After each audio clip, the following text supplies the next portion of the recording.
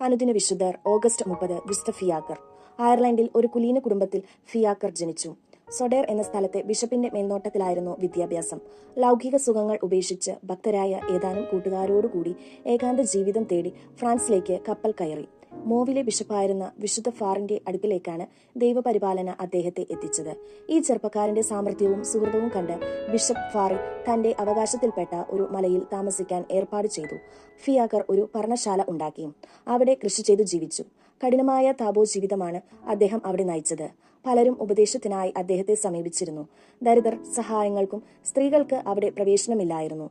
ഐറിഷുകാരനായ വിശുദ്ധ കാലിയൻ റോമായിൽ നിന്ന് മടങ്ങുമ്പോൾ ഫിയാക്കറെ സന്ദർശിച്ച് അദ്ദേഹത്തിന്റെ ശിക്ഷണത്തിൻ കീഴിൽ കുറെ നാൾ ജീവിച്ചു.